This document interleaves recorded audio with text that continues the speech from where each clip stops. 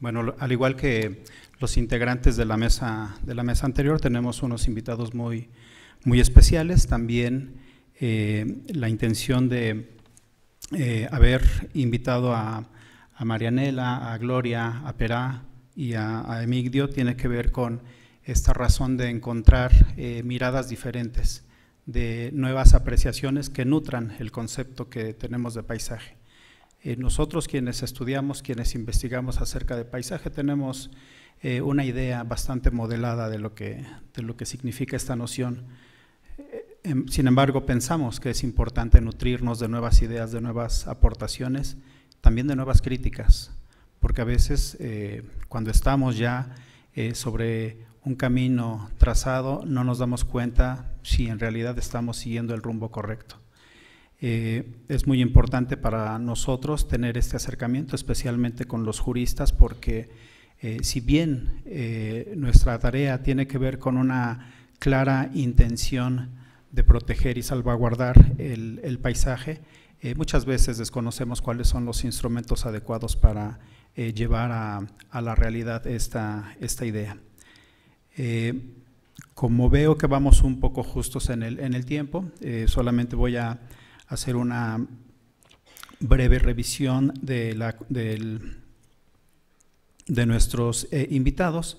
La maestra Gloria Ponte García es docente de la Pontificia Bolivariana en Medellín, es una profesional desde 1988 que está generando un sinfín de proyectos. Como decían hace rato, también no solamente genera proyectos, también forma recursos humanos muy especializados en paisaje, y bueno, eso lo hemos estado mirando en los últimos años con tantos premios y reconocimientos. Marianela Genatios es arquitecta, maestra y doctora en arquitectura paisajista, es presidenta del Colegio de Arquitectos de Venezuela y también es presidenta fue presidenta del Jardín Botánico de Caracas y del Herbario Nacional. Ha tenido una diversidad de funciones tanto en el sector público como en el sector privado. Es presidenta del Patrimonio de la UNESCO, del Consejo de Presidentes de la Regional de Arquitectos del Grupo Andino Raga.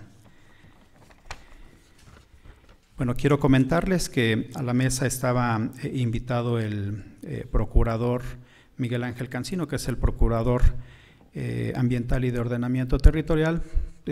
Tuvo una complicación de tiempo, pero en su representación está con nosotros el subprocurador de ordenamiento territorial, Emigdio Roa. Muchas gracias, Emigdio, por asistir.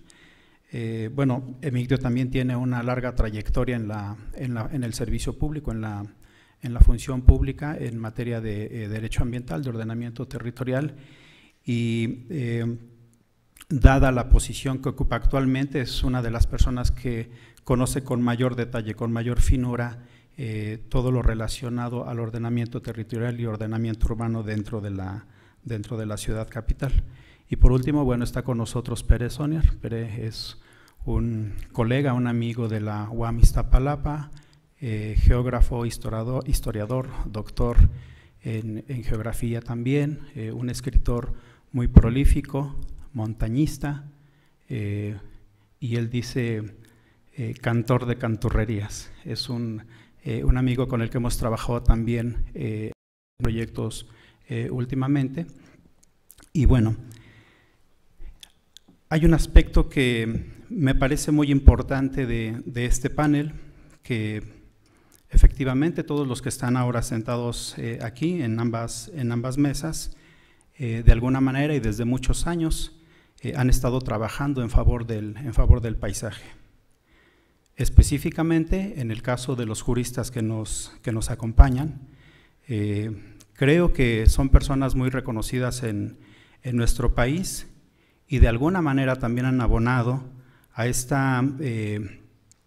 construir esta idea, esta posibilidad de favorecer el acceso a la justicia ambiental como un derecho humano. En ese sentido, yo les pediría a los panelistas de esta segunda mesa que por favor desde su óptica nos aportaran sus ideas, sus posicionamientos acerca de qué opinan de de que miremos ya no el acceso a la justicia ambiental como un derecho o al bienestar ambiental como un derecho humano, sino el acceso al paisaje como un bien común. ¿Cuál sería su posicionamiento ante esto? Bueno, para ordenar las cosas podríamos comenzar con Marianela, por favor. Hola. Ahora sí. Buenas tardes, gracias por la invitación. Bueno, si estamos hablando de paisaje como sujeto de derecho, y yo estoy aquí en nombre de la sociedad civil, es obvio y evidente que existe un gran divorcio, una gran separación entre la problemática de la sociedad y el marco jurídico que tenemos en la mayoría de nuestros países latinoamericanos, tal como apuntó Diana Biesner. Pero yo quiero enfatizar de que probablemente esa ineficiencia en los instrumentos jurídicos se debe a que los arquitectos paisajistas no hemos reclamado nuestro espacio y nuestro derecho como profesionales especialistas en esa área, y nosotros ir y hacer el vínculo entre sociedad y legisladores y leyes para que realmente funcionen. Porque de la manera que estamos hasta ahora, que hemos estado funcionando, obviamente no hemos logrado éxito, o por lo menos en Venezuela, del país donde yo vengo, de lo que queda de Venezuela, eso no ha funcionado. Nosotros tenemos un avasallante estado de deterioro en nuestros escenarios naturales, etcétera, que sé que es una problemática común, y lo que hemos notado es eso, pues que las leyes, tal como nos apuntó el doctor, hay leyes de agua, hay leyes de suelo, hay leyes del aire, de la atmósfera, de la pesca, de todo, y todo eso es paisaje. No está una ley que sea específicamente para paisaje.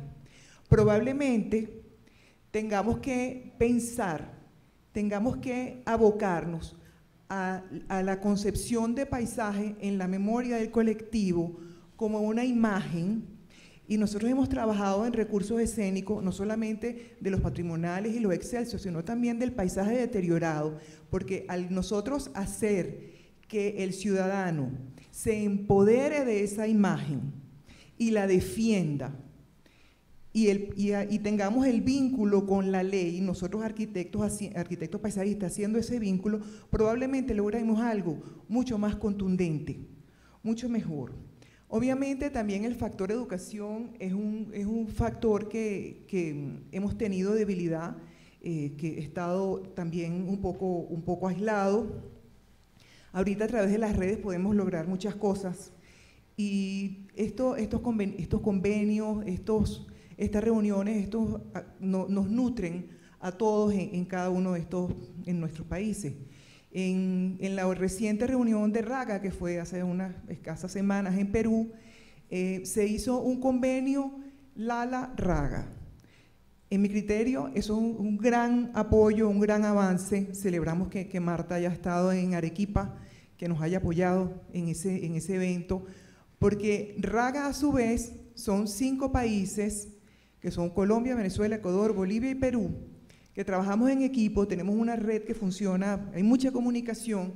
Entonces, si nosotros tenemos el vínculo Lala y Raga, estamos llegando a unos más de 100.000 arquitectos, no solamente los paisajistas, sino colegas nuestros, que están a su vez en comunicación. Entonces nosotros podemos a través de esas instituciones llegar y mandar ese mensaje a los colegas, y que trabajemos todos en equipo.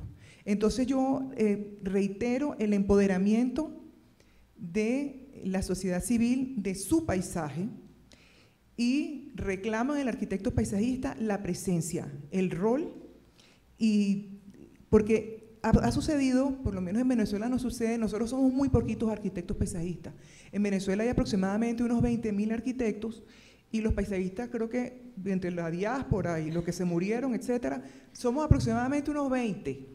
Imagínense la proporción, somos muy poquitos. Creo que en otros países ustedes de repente tienen su pregrado y tienen su posgrado. Nosotros lo que tenemos es un posgrado, un doctorado y una especialización. Somos muy poquitos, y creo que vamos a seguir siendo pocos por un tiempo, dadas las circunstancias. Pero eso no quiere decir que porque seamos pocos tengamos que estar calladitos ahí. No, hay que salir, hay que reclamar espacio, hay que luchar, hay que sentar un precedente. Nos podemos apoyar con LALI, nos podemos apoyar con IFLA, nos podemos apoyar con RAGA, aunque seamos poquitos. En RAGA nosotros acabamos de hacer un convenio de apoyo a toda la defensa de paisaje que ha sucedido, porque en RAGA nunca había habido un presidente que fuera arquitecto paisajista. En Venezuela tampoco, en el Colegio de Arquitectos, nunca había habido un arquitecto paisajista. Entonces ahora, por primera vez, los arquitectos paisajistas están en la Bienal, están en las publicaciones, están en las redes, están en los premios, tienen presencia. Entonces, cada uno de nosotros, desde su nicho, puede avanzar. Y es el arquitecto el que tiene que llenar ese vacío. Espacio que no se ocupa, espacio que nos lo van a ocupar otros profesionales, como son los geógrafos, como son los educadores en otras áreas, como son los ecólogos, los arquitectos, los urbanistas también, aunque trabajamos en equipo, por supuesto, pero nosotros tenemos que sentar nuestro precedente y hacer que se respete nuestro rol en la sociedad como profesionales con una carrera absolutamente definitiva y de gran impacto en la sociedad. Gracias. Adelante, Loli. Bueno, buenas tardes. Yo lo voy a poner en términos muy simples. ¿Tenemos derecho al paisaje? Tenemos derecho de la misma manera en que tenemos derecho al aire y al agua. El paisaje es tan elemental como eso. El aire y el agua nos nutren físicamente y el paisaje nos nutre espiritualmente. Ninguno de nosotros puede decir que hoy no haya consumido ni agua ni aire y que tampoco ha consumido paisaje. Todo el tiempo estamos consumiendo, si se quiere, entre comillas, paisaje. Desde que salimos de la casa, desde que salimos de nuestra habitación, estamos en ello. Y creo que ahí lo más importante es ser conscientes de eso, de que ese paisaje nos puede nutrir bien o nutrir mal. Nosotros, pues los que estamos aquí, somos de aquellos que modelan el paisaje, pero es muchísima más la gente que lo consume y nosotros mismos lo consumimos. ¿Y por qué lo pongo en esos términos? Si nosotros nos alimentamos de agua contaminada, pues vamos a estar enfermos. Si nos nutrimos de un paisaje no óptimo, vamos a tener malos comportamientos. El buen paisaje es inspirador del buen comportamiento y de la convivencia. Y hay mucha gente que no es consciente de que se alimenta de paisaje. Entonces, eso es lo primero que hay que pensar, cómo concientizarnos del paisaje para poder reclamar o ejercer el derecho al paisaje. Un camino para hablar de ese derecho al paisaje o para poderlo garantizar es la educación, que es el tema por el cual estoy acá, pues digamos el contexto en el que me invitan a estar aquí. La educación la puedo ver aquí rápidamente como en 3 o 4 líneas. Una que es la académica, y esa educación académica quizás no es la especificidad de la LALI. En un comienzo el nodo se llamaba académico y empezamos a seguir como la misma línea de la IFLA. En la IFLA coordino el nodo de educación, se llama Educación y Asuntos Académicos de las Américas. Entonces estamos en la educación formal, en el establecimiento de posgrados, de pregrados, de impulsar. No, nosotros no tenemos pregrado, tenemos 2 programas para 50 millones de habitantes. Ahí te lo pongo para que te tranquilices por ese lado. Pero eso es lo académico, ¿cierto? Lo que es puramente formal y para formar arquitectos paisajistas que pueden ser los modeladores de ese paisaje que todos vamos a consumir. Pero en LALI la educación es mucho más amplia. Ustedes vieron la presentación de Marta, ella hablaba, esto no es específicamente profesional de la arquitectura del paisaje, sino de todos los espectros de la sociedad. En ese sentido, entonces hay la educación de la sociedad civil, que Diana lo está haciendo maravillosamente, está el de la educación de los niños, que es supremamente importante, y hay otro nodo de infancia en la LALI, y finalmente este otro nodo de educación en el que he estado yo por estos 5 años, y ahora se integró otra persona, Gonzalo de la Fuente, y estamos trabajando con él la manera de proponer o difundir educación a funcionarios.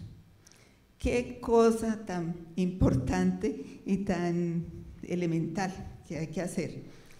Se me olvidaba, hablando de la academia, allá dirigiéndome al señor abogado, al doctor, perdón. Nosotros en la maestría en la UPB tenemos 2 abogados magíster en diseño del paisaje. No esperamos que el abogado vaya a rayar, sino a diseñar esas políticas y esas normas y esas leyes. Y hay investigaciones al respecto, hay un libro de alguien que también pertenece a la LALI, entonces desde ese punto de vista no tenemos fronteras, no tenemos separaciones, estamos muy bien compaginados allá en lo académico, pero ahora toca en la sociedad focalizarnos en ese grupo de los funcionarios, porque, miren, les voy a contar una anécdota así mínima de hace 10 minutos. Estaba ahí sentada al lado de Betan, nuestro bienalista, y me dice, mire, están tumbando un árbol en la puerta de la casa de mi mamá, ¿qué hago? ¿Sí? Entonces, ¿por qué? Porque de pronto los funcionarios dan unas órdenes supremamente mecánicas y hay que tumbar allí, tumbar acá, y el árbol estaba bueno, ¿y por qué lo van a tumbar? No se dan cuenta de la importancia que puede tener un elemento dentro de ese paisaje, dentro del el paisaje vivencial de corta escala, de pequeña escala, que era lo que para esa residencia era significativo, si era su primer contacto con el paisaje cada día. Entonces, hace mucha falta que los funcionarios entiendan y que no haya órdenes así absurdas y totalizantes, como de pronto ustedes todos se hayan enterado de lo que está sucediendo en Bogotá. Por eso, porque los funcionarios no tienen conciencia de paisaje. Vienen y hacen su trabajo de arrasar con todo y el fin de semana, uy, busquemos una finca, algo donde estemos sabroso, ¿sí?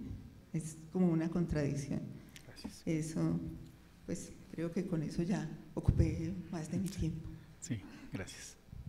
Sí, bueno, yo soy Pere Sunyer, soy de Cataluña, soy barcelonés. Luego explicaré por qué es importante decir que soy de Barcelona y de Cataluña. Cuando me preguntan sobre derecho al paisaje, lo primero que me viene a la mente es una caricatura, una viñeta que vi en El País hace muchos años, firmada por El Roto, es un dibujante, que aparecía un bañista en el agua, mirando hacia tierra, unos edificios, y en la parte más alta del edificio había un señor mirando hacia el mar, ¿no? Y entonces el que está arriba del edificio dice, ¡qué bello paisaje! Y el que está en el mar dice, ¡qué asco! ¿No? Pues un poco va por ahí, ¿no? Yo no soy arquitecto, soy geógrafo y soy no un consumidor de paisaje, soy un usuario del paisaje, porque no me gusta consumir paisajes. Yo soy usuario de paisaje y además muy pedestre. A mí, en realidad, y a los geógrafos creo que la mayoría, en realidad no nos preocupan los paisajes, nos preocupa el territorio. Si no nos preocupamos por el territorio, no podemos preocuparnos por el paisaje. Y el derecho al territorio es lo que muchas veces nos olvidamos. El derecho al territorio es el derecho al propio entorno, a la calidad de ese entorno, nos guste a muchos o no nos guste. Es el derecho a nuestra identidad, a ese espacio que vivimos, esa es nuestra vida casi, ¿no? El territorio es todo. Hablar del territorio significa, por ejemplo, preocuparnos por un Xochimilco que no vemos, que cada día está más hundido y cubierto de zanjas, cada vez más profundas. Y sin embargo, estamos discutiendo sobre la posibilidad de derecho al paisaje, pero los que viven en las chinampas, le estamos contaminando las chinampas con aguas residuales de las lluvias, ¿no? Aguas residuales y con agua de lluvia. Los que viven en las chinampas lo están pasando fatal. Los que vivimos en el otro lado de la ciudad, que consumimos el agua de Xochimilco, no nos preocupa el agua de Xochimilco. No nos preocupa que cada día vaya más abajo el freático. Eso sí, vamos a discutir el derecho al paisaje de Xochimilco, ¿no? ¿Qué pasa en Xochimilco? No sé qué pasa. A mí que no me falte agua, ¿eh? Entonces, es un problema muy gordo. Es el derecho al territorio lo que tenemos que luchar. Un territorio que hemos desfigurado totalmente y en el que necesitamos no solamente arquitectos, necesitamos geógrafos, antropólogos, sociólogos, psicólogos, bueno, todas las disciplinas, ¿no? No creo que haya una sola disciplina que se pueda adjudicar cómo debe ser el paisaje, qué paisaje nos gusta a nosotros y qué paisaje le gusta a la gente, ¿no? Aunque no nos guste, los paisajes pueden ser bonitos o feos, me es igual. Es el paisaje de la gente. Cuando aquí se pone el paisaje es todo, significa que es aquel cerro plagado de casas grises, pero que mucha gente considera como lo suyo, como ese parque tan bonito que puede haber en cualquier otro lado. Es esa montaña que hemos quitado todo el hielo, el patrimonio del hielo de este país está por los suelos, que seguimos llamando Iztaccíhuatl, la mujer blanca. La mujer blanca ya es un paisaje en sí, ha desaparecido. Ya no hay mujer blanca. En la época de mayo ya no veremos nunca más nieve, porque quedan 4 manchones de glaciar. Es el esqueleto del hielo lo que queda. ¿Nos preocupa el derecho al paisaje? Sí que nos preocupa el derecho al paisaje, pero al mismo tiempo estamos quitando el hielo al glaciar. Estamos quitando agua a Xochimilco. Estamos yendo de paseo pues, a las zonas de playa, que son zonas, en muchos casos, totalmente maltratadas, ¿no? Territorialmente.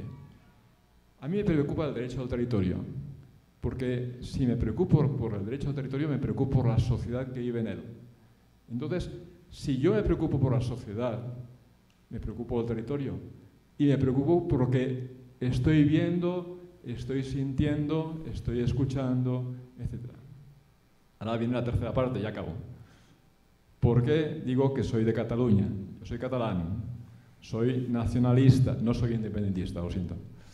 Lo siento, tengo que pedir permiso. En Cataluña nos hemos cargado todo. No queda Cataluña tradicional, no queda la Cataluña identitaria, lo estamos metiendo en cajitas llamadas parques naturales, reservas, no sé. Cataluña ya no existe. La Cataluña de mis abuelos la hemos liquidado, porque hemos liquidado el campo. La media de edad del trabajador del campo es 60 años, ya no hay renovación. Tenemos que pagar gente para que cultive y mantenga los paisajes. Aquí, de aquí a poco, también tenemos que pagar gente que mantenga las chinampas, porque ya la media de edad del chinampero ya es 60, 70 años. Son la gente profesionista, maestros, que vuelven a trabajar las chinampas. Es un problema social gravísimo. Entonces, vamos a mantener el paisaje. ¿Cómo vamos a mantener el paisaje si estamos matando a la gente? Si no les damos oportunidades, ¿no? Ese paisaje, es que cada vez que los temas nacionales me ponen muy nervioso. Y el 15 de septiembre me pongo más nervioso todavía. ¿Cómo puedo yo celebrar Viva el País si me lo estoy cargando?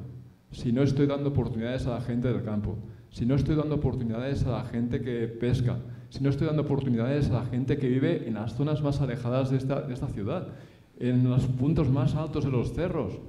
¿Cómo puede ser que yo piense en derecho al paisaje si no soluciono cosas más básicas? Entonces, empecemos por lo básico. Cuidemos primero a la sociedad. Cuidemos a la sociedad para que cuiden el territorio. Y cuidamos el territorio para cuidar los paisajes que tanto nos gustan y que tanto defendemos. Y estoy de acuerdo con la anterior ponente. Hay una parte del Convenio Europeo que es clarísima. Educación, formación y sensibilización. Iba a acabar, pero no acabo. Yo soy montañero, yo soy catalán. Y en Cataluña lo primero que nos enseñan es a caminar. Y caminamos todo. Y caminando vemos, sentimos, nos emocionamos, vamos en compañía, nos reímos, cantamos. Y eso es vivir el territorio, vivir el país, vivir el paisaje. ¿Cuánta gente de ustedes camina diariamente? Pregunto. 1, 2, 3, bueno, poquitos. Bueno, está bien. ¿Qué quiero decir? Hemos de caminar mucho para poder ver mucho. Dice Cervantes que quien lee mucho y viaja mucho, sabe mucho. Buenas tardes a todos, gracias por la invitación. Migdio Roa, también soy abogado de temas ambientales y urbanos. Y bueno, la pregunta específica o el planteamiento específico que hacen en el panel es si el derecho al paisaje debe conceptualizarse como un derecho humano, pasar de un derecho humano a visualizarse como un bien común de la sociedad.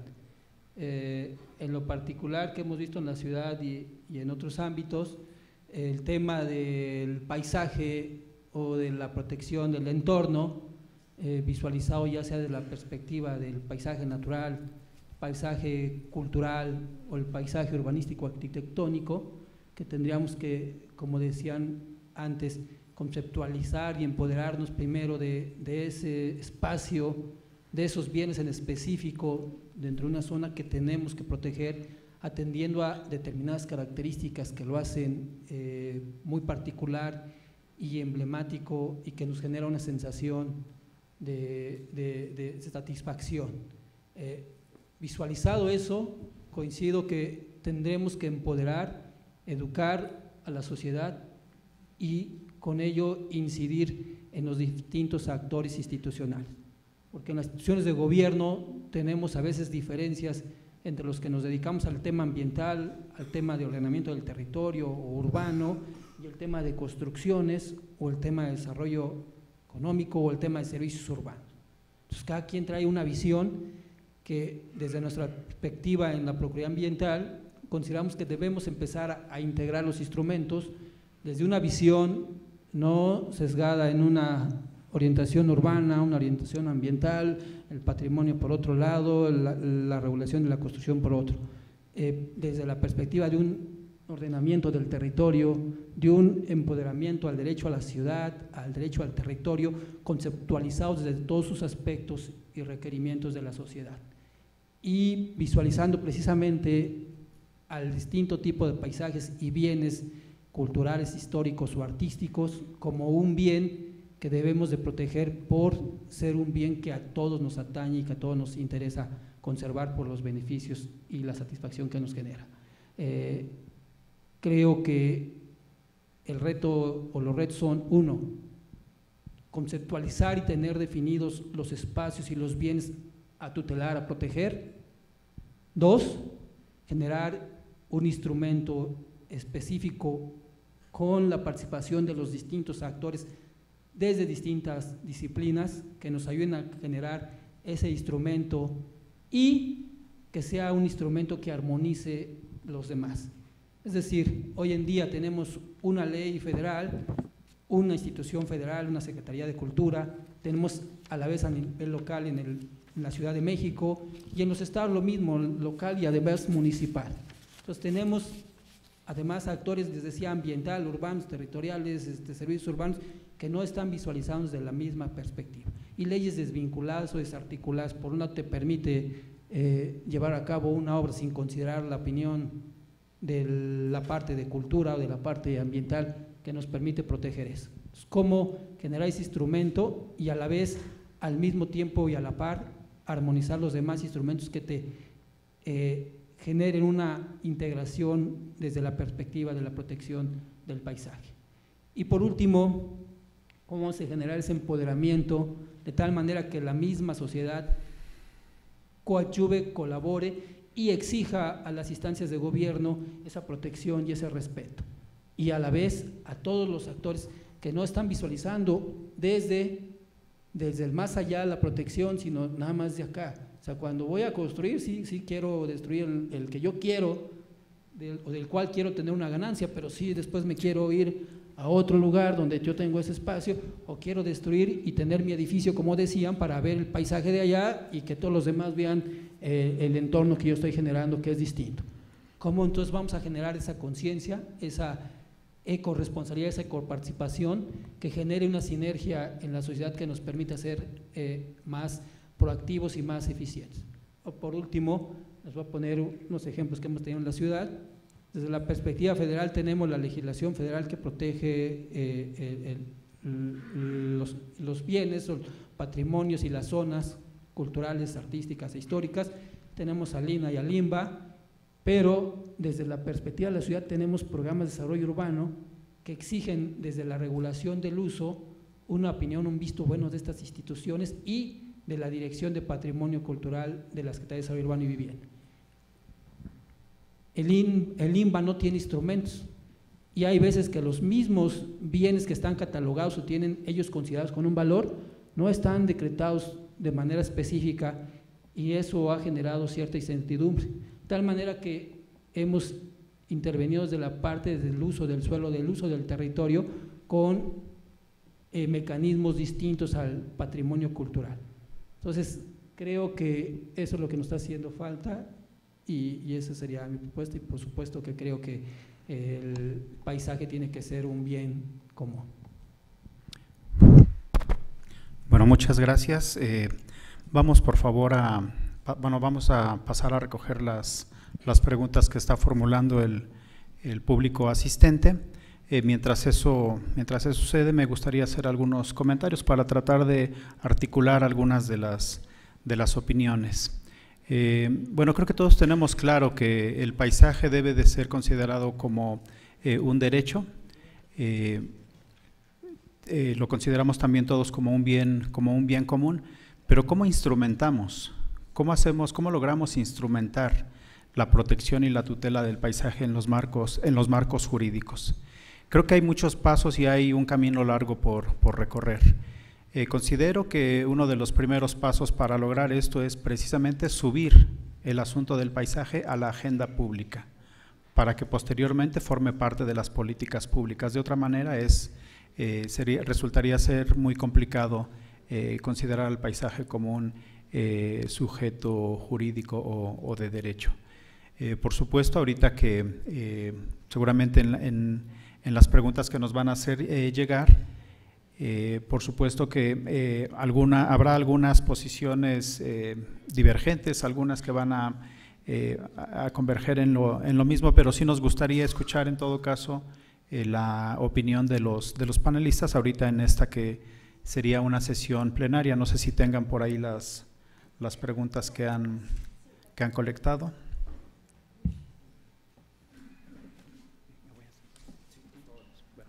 Bueno, ahora le vamos a dar paso a Lucas Perías para que conduzca esta mesa. Yo me voy a sentar allá con mis compañeros del panel para que establezcamos un diálogo con ustedes. Muy bien, muchas gracias. Bueno, este es el panel de cierre y conclusiones. Yo quiero decir que, bueno, una vez más, Lali cumple 5 años y eso no es poco para una organización como esta. Yo tengo una hija de esa misma edad y eso me permite ver de modo físico ese crecimiento. Por lo tanto, también entender que Lali en este momento deja el kindergarten, de algún modo, ya es una niña que ha cumplido con ese primer nivel de aprendizaje, ha adquirido experiencia, saberes y también sabe de qué se trata. Por lo tanto, ahora debe asumir nuevos desafíos y también hacer autocrítica, y de eso también de algún modo se trata este encuentro que reflexiona sobre esos 5 años. Por sobre todo hay algo que caracteriza a Lali, que es que tiene puertas abiertas, que tiene libertad de propuesta y de acción, y que además tiene pluralidad de voces. Por lo tanto, eso también le da sentido a esta ronda de preguntas y respuestas con las cuales la intención es que pueda participar todo el público, no solo los panelistas. Hay preguntas varias y diferente orden y estilo y no necesariamente están direccionadas. La primera dice: sin calidad institucional es posible tener calidad de paisaje. Sin educación civil es posible tener calidad de paisaje. Sin calidad de vida es posible tener calidad de paisaje. Y esa queda abierta a cualquiera de los panelistas que quiera responder porque no está direccionada. La respuesta es no.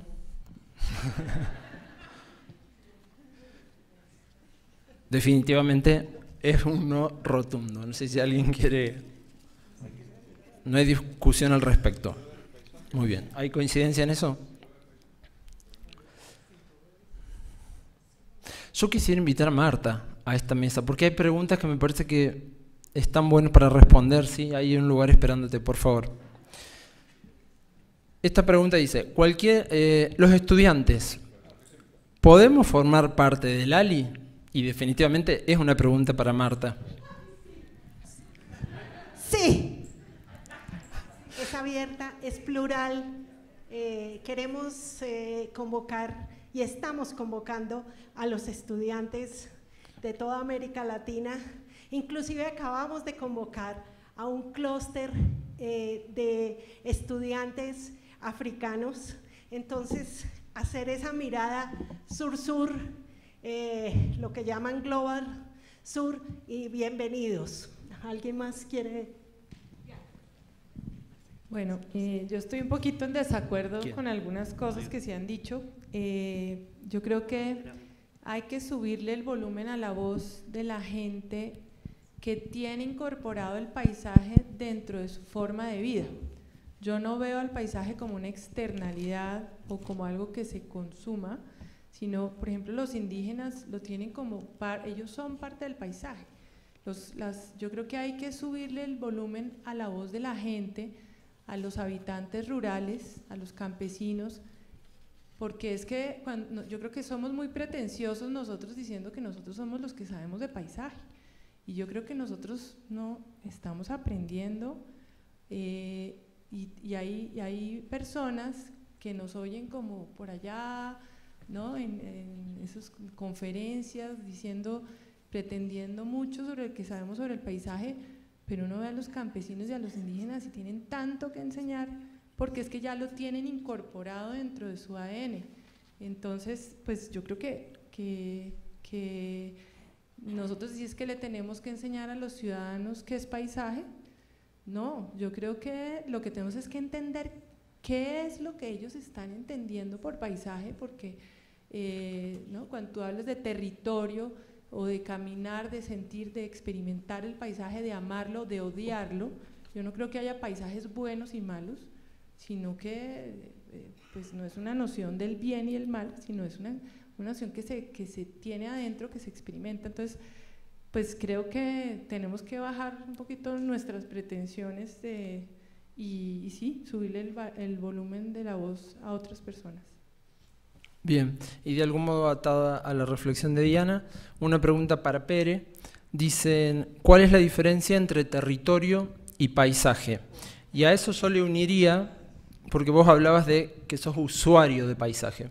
Entonces, además de esa distinción, mi pregunta sería, que se aúna a esa, si podríamos distinguir entre usar el paisaje y habitar el paisaje. Si serías realmente usuario del paisaje o habitante del paisaje. Preguntas complicadas. Empecemos por la primera, ¿no? ¿Qué diferencia hay entre territorio y paisaje, no? ¿Sería esta? Sí. Bueno, ¿cómo lo explico? Y es una pregunta complicada, porque si miramos la historia de la geografía, cómo la geografía empezó a considerar el paisaje, en realidad, cuando, por ejemplo, Passarge, el alemán, geógrafo alemán, cuando Schlüter, cuando Vidal de la Blache, cuando Sauer hablan de paisajes, no hablan de ese paisaje que vemos ahí al fondo, sino hablan del territorio, hablan de la región. Entonces, cuando hacen sus estudios geográficos, hacen realmente descripciones, no de ese entorno que estoy viendo ahora, sino de todo el conjunto, toda el área, ¿vale? Entonces, es complicado desde la geografía abordar la cuestión del territorio si pensamos el paisaje como esa cosa que está allá al fondo, ¿vale? Entonces, para los geógrafos, el paisaje no es la pintura, no es una cosa estática, ¿no? Depende del observador, depende de ese territorio que recorremos, depende de nuestra sensibilidad. Tenemos oídos, los oídos también son importantes para entender mejor el paisaje. Tenemos una cosa llamada nariz, con la que olemos, vemos muchas cosas. La vista es, desgraciadamente, el sensor que le hemos dado más importancia, pero el paisaje lo podemos casi tocar, ¿no? En algunos casos, ¿no? Entonces, ¿qué es el paisaje para el geógrafo? Es el territorio. Es el resumen del territorio, es la expresión del territorio, pero a su vez es la expresión de la sociedad. Es la sociedad en su día a día. Yo lo digo aquí, sé que me meto en donde no debo, porque lo dije una vez y casi me comen. Dije, el paisaje es el resultado involuntario de la acción humana sobre el territorio. Claro, los arquitectos se pusieron bien tensos porque ellos pensaban que el paisaje era eso de allá. No, perdona. El paisaje es todo eso que estamos aquí y que podemos percibir, incluso resumir en una descripción. Yo estoy leyendo un libro de Miguel Delibes y hacen las descripciones del territorio, que es a su vez el paisaje, excepcionales. Cuando se lee a los clásicos geógrafos Sauer, Vidal de la Blache, es impresionante cómo mascullan el paisaje, el territorio, que es el paisaje. Hablan de la sociedad, hablan de su día a día. Ahora me estoy leyendo un libro fantástico de Pierre Georges, un señor, un geógrafo francés, de los mejores que ha habido casi nunca, que tiene un libro fantástico. Se llama El tiempo de las colinas. Y él alude a esa geografía que se está perdiendo, que, bueno, lo resume porque en todos los pueblos hay siempre la colina con una iglesia en la parte alta, ¿no? No es que haya siempre una iglesia con una colina con una iglesia, sino es un resumen de todo eso, ¿no?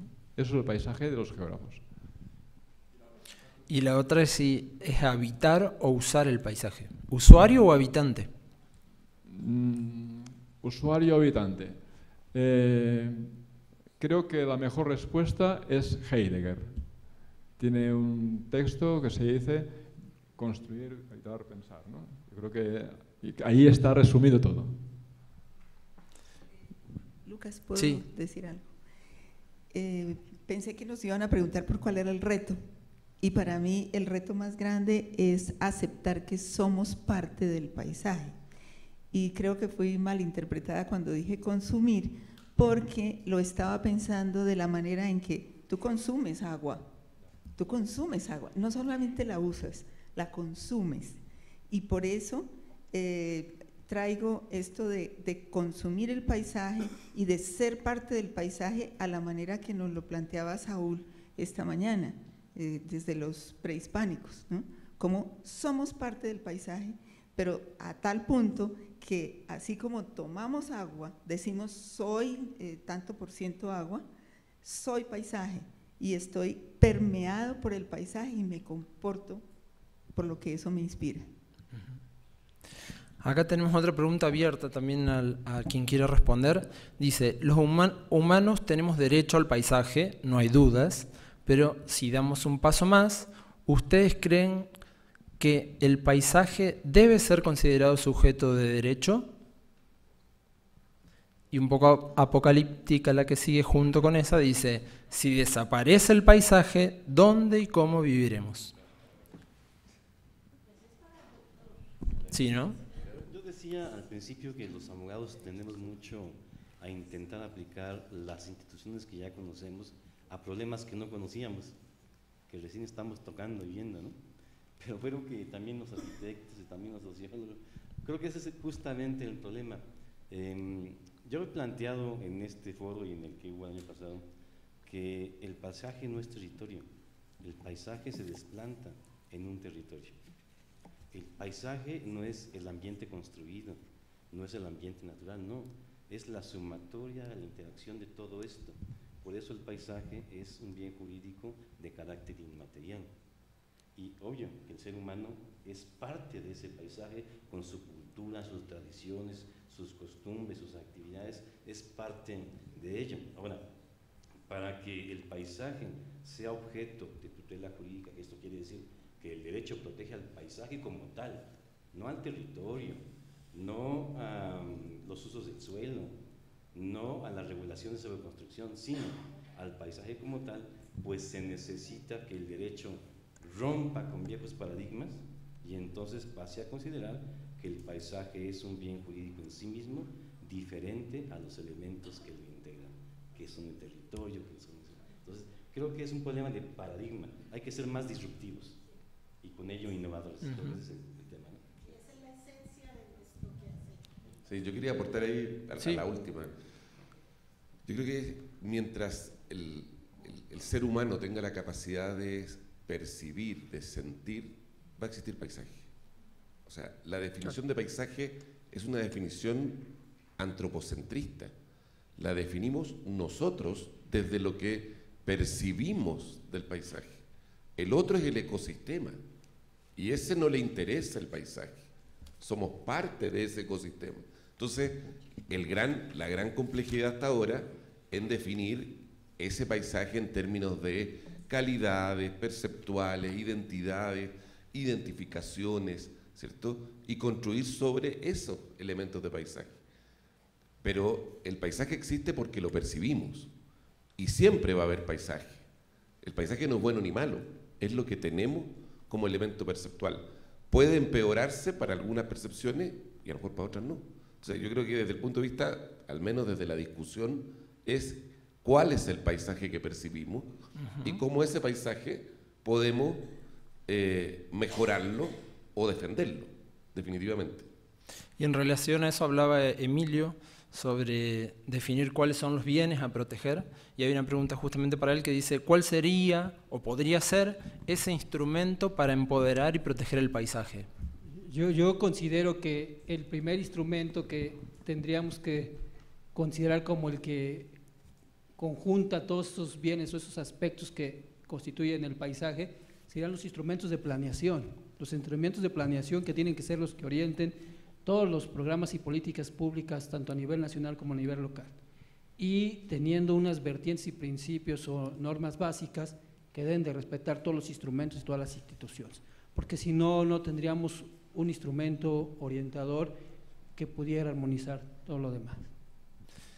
Y justamente en relación, alineada a esa pregunta, hay otra que dice, al día de hoy en México, ¿con qué instrumentos legales contamos para la mitigación del impacto ambiental sobre el paisaje? No sé si hay alguien que pueda responder esto. Es que, como decía el doctor también, hoy en día tenemos una regulación dispersa que visualiza el paisaje o aspectos del paisaje, contaminación visual a nivel Ley General del Equilibrio Ecológico, a nivel leyes ambientales locales, patrimonio cultural a nivel federal, a nivel local, patrimonio urbanístico arquitectónico a nivel local, a nivel municipal, área natural protegida conceptualizada desde el punto de vista del paisaje natural, desde la perspectiva ambiental y natural protegida, publicidad exterior, anuncios, o sea, está disperso todo eso que conjunta y que es parte del paisaje que estamos conceptualizando de acuerdo a lo que han planteado aquí en la mesa. Entonces, hay una dispersión de disposiciones que van regulando partes o aspectos de lo que entiendo y estamos planteando que debe de considerarse como un paisaje en términos generales. Bien, y de un poco también medio alineado, yo le preguntaría a Juan José sobre estas propuestas que él hacía, la reflexión tan alineada a la LALI particularmente, si efectivamente usted nos acompañaría o de qué modo podría acompañarnos en este gran desafío propuesto. Sí. A usted. Bueno, yo creo que a mí me dijeron el año pasado que iban a publicar un libro sobre las ponencias del paisaje y yo presenté una disertación sobre los aspectos jurídicos del paisaje que contiene propuestas allí que creo que podrían tomarse en cuenta, pero sobre todo yo creo que si hablamos de la idea del derecho y el paisaje, hay que tomar en cuenta que el derecho también es un producto científico, no es resultado de ocurrencias, de experiencias personales o de cosas que uno leyó por allí, sino es producto de un proceso científico. Y en ese sentido creo que un proyecto de ley marco, referencia para leyes de carácter nacional en los países de América Latina, tiene que ser eso, el producto de una reflexión como esta y quizás más profunda, donde diversas perspectivas converjan y al final los juristas podamos orientar la construcción de los conceptos jurídicos, pero muy basados en la experiencia de los científicos. Es crear la jurisprudencia también. Que es darle también a ustedes esa herramienta. En el sentido amplio de lo que significa la palabra jurisprudencia, ¿no? La pregunta que sigue es sobre el empoderamiento y dice cómo se podría llegar a definir una acción concreta para justamente empoderar a la sociedad en relación con su paisaje.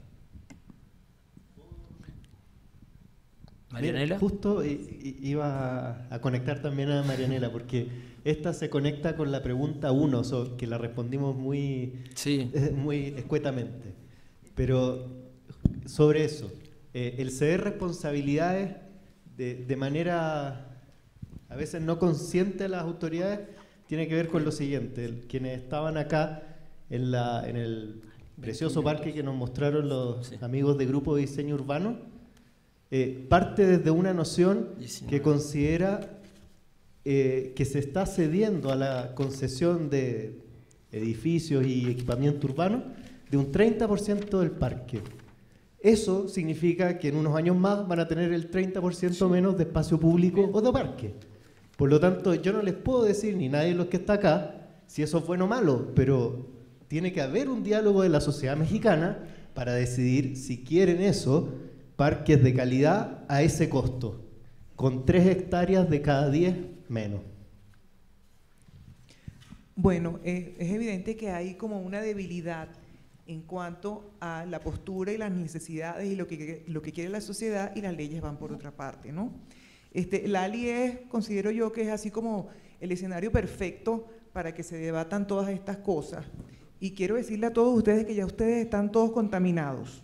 Ya ustedes forman parte del ALI, ya desde el día de hoy en adelante ustedes van a pensar de una manera diferente, porque les digo, yo estoy en el ALI desde 2012 y yo soy de sangre ya del ALI, ¿no?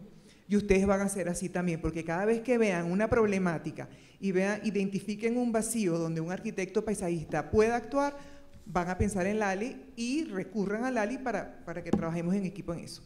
Ahora, en cuanto al empoderamiento, fíjense, en el caso de Venezuela, que como les dije, somos muy pocos y hay mucha deterioro del paisaje, yo he estado trabajando en la Carta Venezolana del Paisaje desde hace algún tiempo, pero resulta que Venezuela, al igual que la mayoría de los países intertropicales, somos mega diversos, y yo soy de Caracas y yo no le puedo decir a alguien de los Andes dónde están sus valores y dónde está su problemática y dónde están sus cosas, o alguien de la selva amazónica o alguien de los paisajes insulares.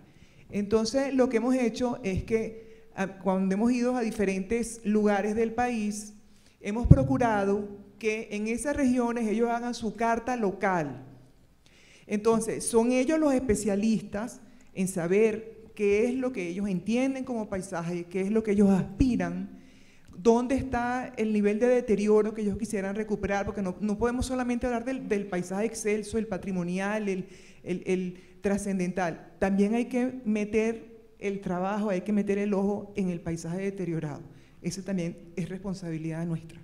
Entonces, como sugerencia, como cada uno de los que estamos aquí trabajamos en ámbitos diferentes, e insisto, el rol del arquitecto paisajista yo lo veo como el rol del enlace, el rol del interpretador de qué es lo que está sucediendo y qué es lo que quieren los usuarios, los habitantes, los ciudadanos, esa persona, el individuo y la colectividad, y cómo hacemos nosotros para ayudarlos con los abogados. Tenemos que hacer las paces con los abogados para que ellos nos ayuden a crear un marco funcional.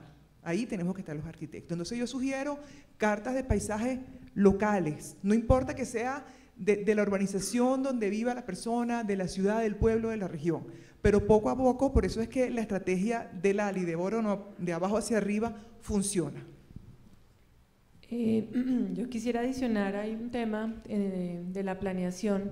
Uno ve los planes de ordenamiento de las ciudades con unos mapas que se hacen, ¿no? Previendo lo que se va a hacer a futuro, pero son unos mapas que son estáticos, ¿no? Y que no representan una realidad que es cambiante, y sobre todo en las dinámicas de las ciudades latinoamericanas en que todo va cambiando día a día. ¿Cómo puede uno hacer unos mapas vivos donde se representen esas iniciativas ciudadanas de gente que está trabajando por un territorio y que lo comprende y lo entiende bien, y se sume a esos mapas estáticos o que se prevén desde, digamos, de arriba hacia abajo? Entonces ahí, digamos, el tema de los pactos, porque siempre dicen, no, es que la socialización, no hay instrumentos para incorporar las voces de la gente, hemos oído metodologías distintas de cómo incorporar la voz de la gente. Entonces esos pactos entre institucionalidad y ciudadanía, en que se construyan esos mapas y que sean más vivos, ¿no? Que dejen de ser tan estáticos, pues es un reto complejo, porque yo ya lo he oído en muchos escenarios lo difícil que es. Vimos en la conferencia que hubo sobre el tema de agricultura, los del paisaje en España, que nos contaban que hacían sus mapas de catálogos de paisajes, duraban 5 años haciendo los catálogos, pero a los 5 años el mapa ya estaba obsoleto porque el territorio había cambiado. Entonces ese yo creo que también es un reto para lograr empoderar a las comunidades, a la gente, y que sea reflejado en los planes futuros. Y aquí también para Diana, dice, usted se refiere a que el conocimiento no viene solo del intelecto. ¿Qué estrategia o acción se podría desarrollar para construir un lenguaje más comprensivo o accesible para toda la gente? Bueno, yo creo que lo acabo de decir y que fue también reiterativo en varias de las presentaciones. No solamente viene de medir, ¿no? De cuantificar, de hacerlo desde la parte científica, sino también de entenderlo cómo lo hacen tradicionalmente las comunidades, los indígenas, cómo han resuelto sus problemas, cómo para ellos además tiene un significado distinto el territorio. Entonces nosotros que lo medimos, lo cuantificamos, también lo podemos, digamos, valorar desde lo escénico, ¿no? Hay formas de medición cuantitativa de la valoración escénica, pero todo lo que es simbólico, significativo, espiritual, que viene, digamos, ¿no? de otras formas de conocimiento, tienen que ser igualmente puestas en escena como nos lo mostraron hoy en el caso de Nueva Zelanda. Bien. Para Miguel y o Marta, dice, ¿cómo creen que podría realizarse la convocatoria a unirse al ALI hacia los colectivos independientes y otras disciplinas? Yo creo que Marta. Es más Marta que Miguel. Bueno, está totalmente abierta. Tenemos una página web, tenemos una coordinadora de comunicaciones quien recibe todas las personas que quieran hacer parte del colectivo. En la página web, en Facebook, en LinkedIn, aparece es como una especie de observatorio de todo lo que se ha hecho, y allí en los clústeres están definidos qué hace cada nodo, en qué quieren trabajar, o si se quieren inventar un nuevo movimiento y trabajar por el paisaje, pues son bienvenidos. Cada año nos reunimos, hacemos reuniones vía Skype, nadie tiene que pagar por ninguna inscripción, nada. Los foros, los simposios son gratis. Lo único es consígase su tiquete y nos vemos en diferentes partes de esta América Latina maravillosa. Yo voy a dejar en este folletico está la página para que entren y nos manden el interés que tienen ustedes de pertenecer a cualquiera de las actividades. Ahí está respondido. Bueno, preguntas del público no hay. No sé si alguien quiere agregar alguna otra que haya quedado pendiente o que haya surgido a partir de ahora. Pero como estamos bien de tiempo, yo voy a agregar una pregunta para que todos los panelistas rápidamente puedan responder, o mejor dicho, sintéticamente, que es ¿qué imaginan para los próximos 5 años del ALI cuando nos volvamos a encontrar? Yo tengo un micrófono, así que... No, yo imagino, ojalá poder avanzar muchísimo en el tema de la, no es hablar legislación, pero de la regulación del paisaje. O sea, poner el paisaje efectivamente, instalarlo como un sujeto de derecho. En nuestro país, la presentación de Ricardo, yo creo que nos dejó claro, el paisaje se puede transformar en un sujeto comercial, en un bien de consumo y no en un bien público. Ahí hay un riesgo que latente, permanente, ¿cierto? Y que por lo tanto para nosotros, al menos en Chile y creo que en otros países de Latinoamérica también, el riesgo de que el paisaje se transforme en un bien transable es un riesgo tremendo. Por lo tanto, la legislación, que es quien regula los bienes públicos fundamentalmente, ¿cierto? Requiere hacer que este bien se mantenga como un bien público. Creo que eso, ojalá 5 años logremos instalar esa discusión. ¿Ricardo? Sí, yo estaba pensando en lo mismo de Miguel, pero concuerdo y solamente le sumo que ojalá en 5 años más en las casas, cuando la gente almuerza, la familia se hable de paisaje también y no solo otras cosas. Yo creo que son pocas los almuerzos en donde se habla de paisaje y ese ya sería un avance gigante, creo. Juan José. Yo comparto lo mismo, ojalá sienta el tema legislativo. A mí me encantaría que toda la gente empezara a hablar de sus propios paisajes, ¿no? El paisaje en su comida, el paisaje del alma, cada uno de los paisajes que son reconocidos y que no sea un concepto abstracto y externo, sino que esté incorporado en la gente, en el común de la gente. Marta. Yo creo que ya lo vieron con todo lo que he dicho. Yo prefiero que nuestros invitados hablen. Me encantaría ver que el paisaje estuviera en los programas educativos a todos los niveles, que tuviéramos leyes eficientes en nuestros países, que tuviéramos una ley latinoamericana y leyes específicas, como una ley marco y leyes específicas en cada uno de nuestros países. En particular, como soy venezolana, me gustaría que en 5 años, disculpen,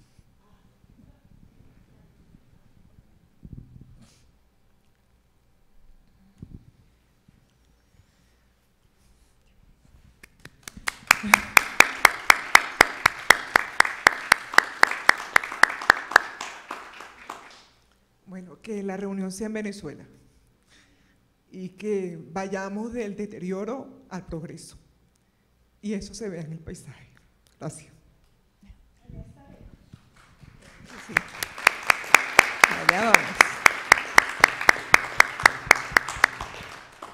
Bueno, yo esperaría que en 5 años de verdad nos hayamos sensibilizado hacia el paisaje desde todos los niveles, desde todas las esferas y sobre todo que, por ejemplo, los inversionistas entiendan que el paisaje no es una propiedad, un plus que se le pone a la edificación. Mire cómo ve de bonito desde acá, pague más. ¿Sí? Hay que aplicar lo que dice Hunter Wasser, este ecólogo artista alemán, tu derecho a la ventana, tu deber con el árbol, ¿no? Como tratando de decir, mire que usted tiene que cuidar lo que hay allá y darnos cuenta de que en la medida en que estamos disfrutando ese paisaje visto como panorama, estamos ofreciendo también un panorama, el de tu vecino subido en el edificio. ¿Sí? Que tengamos esa conciencia y que entendamos que es absolutamente colectivo, que no puede estar monetarizado el disfrute del paisaje. Pere. Pues me gustaría, lo voy a hacer a ámbito local, aprovechando que hay cambios políticos importantes en este país, que las próximas decisiones que se tomen a nivel territorial contemplen dos cosas: la participación ciudadana en la toma de decisiones, y segundo, que se incorpore la perspectiva paisajística en la construcción de grandes obras de infraestructura, llámese aeropuertos, autopistas, puertos, lo que queráis, ¿no? Y en desarrollos inmobiliarios de carácter turístico, desarrollos inmobiliarios dentro de la ciudad, grandes ciudades, y que se mejore muchas cosas. Y otra cosa, que apostemos por la sensibilización. Creo que es importante. Emilio. Yo creo que lo que decía Marta sería lo ideal. Yo esperaría que por lo menos en 5 años, con lo que sea Perry, en base a la visión social, en base a la participación de lo que requieren, por lo menos estén visualizados los aspectos fundamentales y conceptualizados del paisaje y que estén debidamente tutelados en la normatividad y protegidos desde distintos ámbitos. Armando. Bueno, yo prefiguro o tal vez aspiro a mirar dentro de 3, 5, 10 años un movimiento continental consolidado en donde no haya jerarquías, que sea un movimiento horizontal, equilibrado, en donde todos participemos por igual, que cada uno aporte el producto de su esfuerzo, de sus habilidades, de sus conocimientos. Veo un ajuste de miras con un objetivo común hacia donde todos estemos aportando nuestro trabajo, nuestra pasión por hacer cosas en pro del paisaje. Veo también, o tal vez aspiro a eso, a que no solo derivado de los cambios que se están dando en México, sino en otras naciones latinoamericanas, el contexto político, social y económico se adapte a esta necesidad de considerar al paisaje como un bien común. Aspiro a que todos los que estamos aquí sigamos trabajando en esto, a que cada vez se sumen más personas, especialmente las generaciones más jóvenes, y no lo dejo en los jóvenes universitarios, sino en los chicos que están en el nivel de educación media, básica. Creo que tenemos que empezar a trabajar también con ellos, con los niños, con los jóvenes. Pues la apuesta al futuro está ahí en ellos. Aspiro a mirar todo esto dentro de no sé cuánto tiempo. Para hacer esto, para llegar a para lograr estas aspiraciones, creo que tenemos que continuar por este camino que estamos trazando ahorita con este tipo de coloquios, de reuniones, con estos acuerdos y desacuerdos también, ¿por qué no? Porque se vale diferir en cuanto a opiniones. Aspiro a verlos a todos ustedes en Valparaíso, probablemente, y luego en Venezuela, y en las siguientes reuniones que vayamos acordando dentro y fuera de México. A eso es a lo que aspiro, eso es lo que yo prefiguro acerca de este movimiento en pro del paisaje. Gracias. Bien, y me voy a sumar al pedido de deseos, y en realidad yo para estos nuevos 5 años lo que efectivamente propongo es que seamos más y más unidos con un trabajo efectivamente colaborativo, una construcción colaborativa y colectiva sobre el paisaje, con un nivel 0 de individualismo. Muchas gracias.